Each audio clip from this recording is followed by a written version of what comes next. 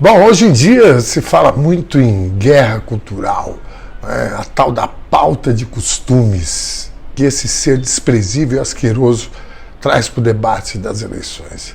Isso, de certa forma, para muita gente, é meio subjetivo mesmo, né? Guerra cultural seria uma guerra entre Leonardo e Chico Buarque?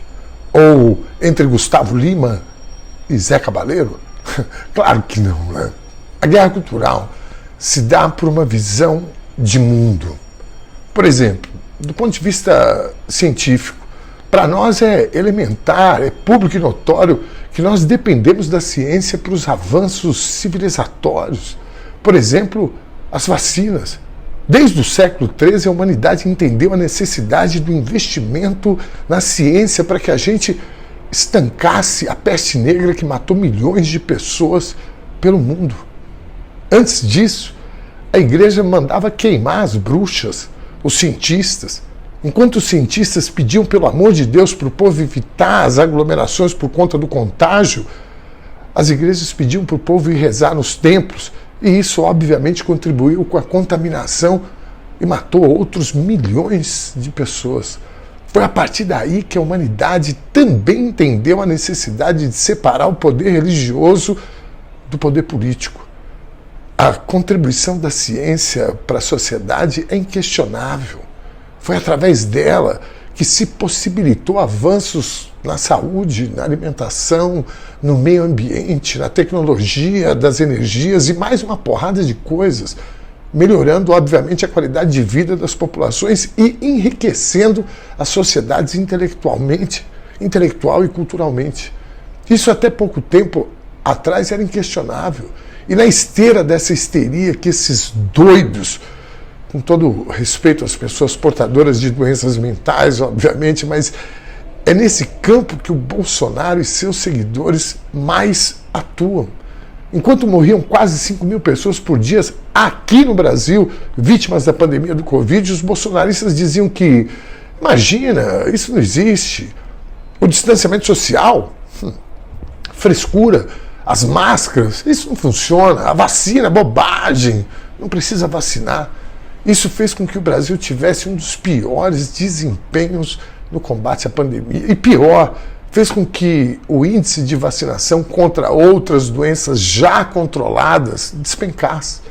Já se fala em poliomielite, de novo, em meningite, surtos. Esse é um bom exemplo da guerra cultural. A ciência é coisa de comunista. A OMS são comunistas. Parece brincadeira, mas não é, cara. Vejam essa história. Depois de muita luta da comunidade científica, de muito investimento de dinheiro público, o mundo já pode contar com o uso medicinal da cannabis. Estou falando do uso medicinal da maconha, não estou nem falando do uso recreativo, não, viu? Coisa que eu também concordo, mas isso é uma outra história. Pois então, depois de uma luta aqui no Brasil, dos familiares de pessoas que já fazem o tratamento contra câncer, epilepsia, crianças com diversas síndromes, doenças psiquiátricas, neurodegenerativas, esquizofrenia, doença de Parkinson, Alzheimer, diabetes. Depois de muita luta, a Anvisa, que é a Agência Nacional de Vigilância Sanitária, que regulamenta o uso de medicações, ela autorizou o uso medicinal da cannabis. Aí vem o Conselho Federal de Medicina, que é uma autarquia que tem atribuições apenas de fiscalização e normatização da prática médica, ou seja, não são eles que definem quais remédios são aprovados para o uso da população, não são eles. Isso é uma atribuição dos cientistas da Anvisa. O que cabe a eles, o Conselho Federal de Medicina, é verificar a atuação e conduta dos médicos e não definir quais drogas podem ou não ser usadas. Mesmo assim, por uma questão ideológica, eles resolvem punir os médicos que estão receitando o tratamento à base de cannabis, apenas por uma questão ideológica. Porque esse conselho está lotado de bolsonaristas.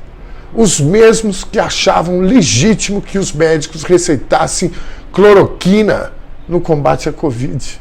Remédio proibido pela Anvisa, que comprovou cientificamente a ineficácia e o risco das pessoas tomarem essa droga. Mesmo assim, o Conselho Federal de Medicina achava que os médicos tinham o direito de receitar essa medicação. Por quê? Porque Bolsonaro usava essa opinião dele formada à base de não sei o quê para fazer política. Assim como Trump fazia nos Estados Unidos, ele também defendia a cloroquina apenas por uma questão política. Essa é a guerra cultural. Ou seja, nós temos uma verdade nossa. Foda-se a ciência, foda-se a opinião dos cientistas, a verdade está com a gente. O mundo que esses caras imaginam é esse. E para que as pessoas acreditem neles, eles precisam ter novas verdades, novas explicações para os problemas e contradições da humanidade. Preferencialmente, soluções simples e bizarras. É assim que se criam os mitos. E a partir do momento que você constrói um mito, fica fácil impor a visão de costumes, a visão moral da sociedade que eles imaginam. Daqui a pouco, a Damares vai dizer: meninas têm que vestir rosa e os meninos azul. E pronto.